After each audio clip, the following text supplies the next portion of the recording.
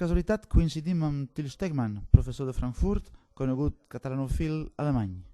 Ja, hem trobat un observador internacional no oficial.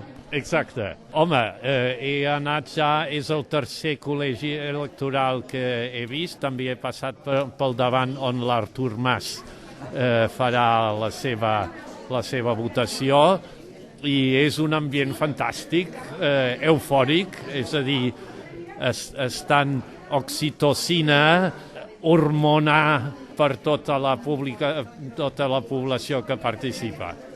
Te sembla que els observadors oficials tenen un paper a jugar? Jo crec que és senzillament veure com de bé organitzen els catalans una cosa d'aquesta.